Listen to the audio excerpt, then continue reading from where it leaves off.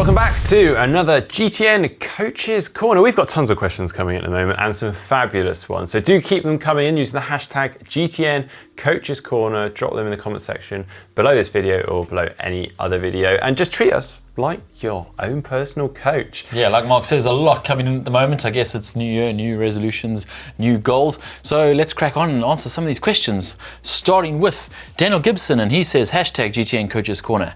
Is there a way I can see my intervals when I'm in the pool? My watch is always confusing to use when I'm in the pool, and I'm trying to figure out how I can see what I'm doing without having to memorize them. Well, there is a way. Technology has finally stepped in. And you can get what they call form goggles, which have a head-up display, and they actually record your whole session while you're doing it. And it detects when you push off the wall and starts a timer. It detects when you come back into the wall and stops the timer. And then it records your recovery interval and starts again when you push off again. It's pretty cool. It really is. I have used them myself. I was very impressed by them. Yeah.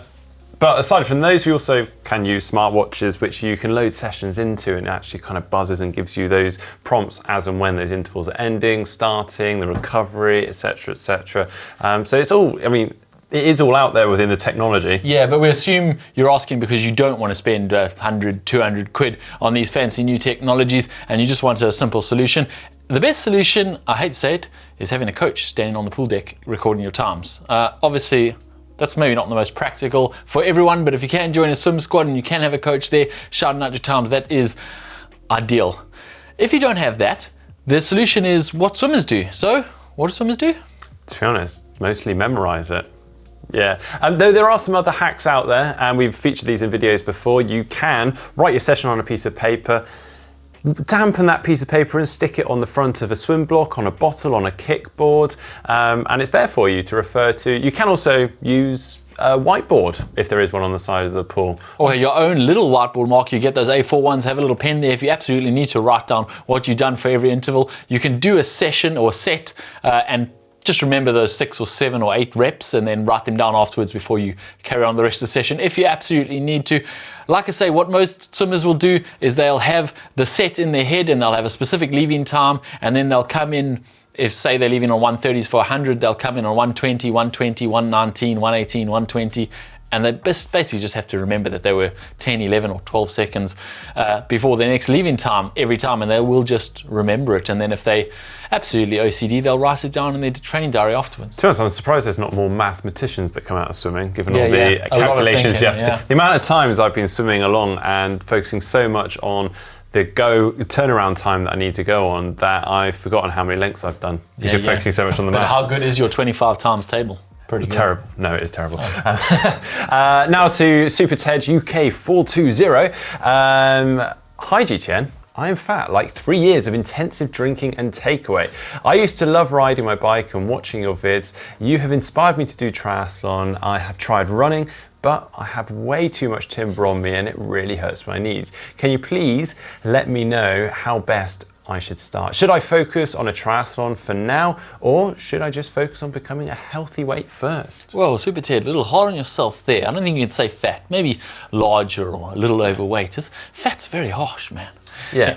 Anyway, we're pleased to see we've inspired you to do triathlon. That's awesome. We're really excited for you, and we want to help you as much as we can. We actually have a video on exactly that topic. Heather's done a pretty cool video where she actually speaks to some people who have had the same problem you're having and are trying to get into running and struggling with their knees, etc. In the meantime, we'll try to give you some pointers. Yeah, so firstly, you want to be kind to your joints. Obviously, you have identified that you're carrying a little bit extra weight, and if your body isn't used to that or isn't prepared to start doing physical activity and mostly the running where we're going to be weight bearing and there's going to be pounding through those lower limbs, then yeah, you want to be really mindful of that and careful. Yeah, you can do some damage to your knees and you will miss those when they're gone.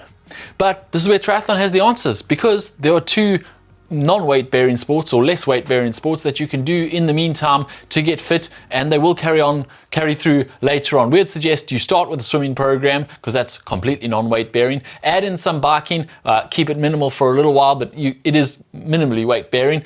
You will get fitter, and then throw in maybe one long walk a week, because that long walk is going to have some weight bearing but without the impact of running, which will strengthen the bones, ligaments, tendons that you need to get you through to running program. And then as you start getting a little bit thinner and feeling a little bit better about yourself, you can run short jogs during that long walk, and then you can make those jogs longer and longer. And before you know it, you'll be running that whole long walk, and then you can add a few more runs, and you'll be doing full-on triathlon training. Yeah, absolutely. I've actually got some experience of coaching someone who considered themselves as overweight, and we literally adopted almost what you would consider an injured runner would do as they were coming back from their injury, the jog walk sort of program, and just progressively built up those runs within a walk. So Start slowly, but you will get there. Good luck. Yeah, very much. So now on to next question from MP.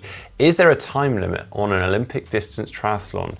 I've only completed sprint distances with best time of 1 hour 28, so aim is to complete an Olympic in 3 hours. My biggest worry is that there is a time limit or cut-off in the swim. Well, it kind of depends on the race. Some do have time limits, as you've mentioned, some others don't, and that time limit can change from race to race. Yeah, there's no set rule on what the time limits have to be for a race, so race organisers at their own discretion. Sometimes it's a water safety issue. They need to get all the athletes out of the water by a certain time, but generally the cutoffs are around 3 hours for a sprint distance for the complete event, around 4 hours 30 for a standard distance, around 8.5 hours for a middle distance or 70.3, and around 17 hours for a full Ironman. Obviously they do have cutoffs along the way, so the end of the swim will have a cutoff, and that might be a little bit harder to do, but generally these are very generous.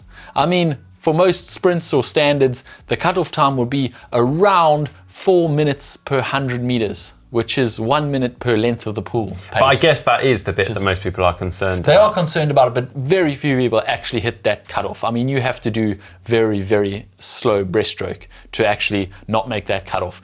It is not a major issue unless the water is rough or it's choppy or anything like that.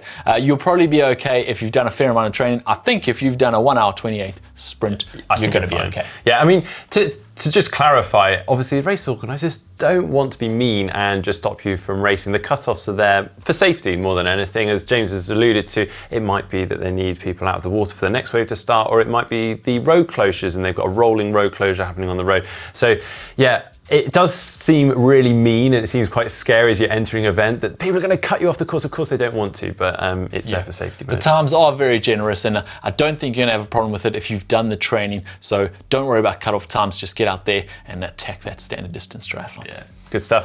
Right, next question from Lionel Messi. Whoa, I don't know he was a triathlete. That's amazing. Thanks for writing in, Lionel. Obviously another Lionel Messi or a super fan. So they've asked, does riding on an indoor roller trainer help improve bike handling skills / body position? I used to ride mostly with a static trainer, so a turbo, magnetic sort of turbo, and I find that I'm not cycling as fast and smooth as I hope when I cycle outdoors on the real road. I know the best way is simply to cycle outdoors more often, but given them a tight schedule, is the roller any good? Well, yeah, this is obviously one of the drawbacks of a standard turbo. We do recommend it quite a lot, especially at this time in winter in the UK. I mean, they're efficient, aren't they? They're really good. Yeah, very time efficient. You don't have to worry about the weather at all, so you can definitely get your session in. But this is one of the drawbacks. They don't use all those muscles. They don't work on your bike skills. You're not using any of the supporting muscles. So it does feel a little bit different for the road, and it's hard to train those skills that you need in the road for your race when you're only on a trainer indoors. Yeah, whereas rollers, they do help you work on those stabilizing muscles there. You have to keep your balance to stay on them, and they're fantastic for that. And we often see a lot of track riders using them because they're really good for getting the high cadences. They're great for pedal efficiency, but the only drawback of them is that doing hard intervals on them is very hard because you might be moving around lots, but then of course you finish those hard intervals and you want to rest, so you can't stop, unfortunately, on rollers. You have to keep riding. Yeah, you would just fall over if you stop pedaling for your recovery interval. Also, you have to have a very efficient pedal stroke, so it's quite okay for like a really low power spinning your legs out, keeping your legs turning, because you can keep that going at a very smooth cadence. But when you start doing these hard intervals, you might have a power surge or something and you're going to just fly off those rollers. They're not great. There are some other solutions though that might help you. One of them is a rocker plate. Have you ever used a rocker plate, Mark? Briefly, but not in my proper training. Have you used one? I've tried them, also briefly.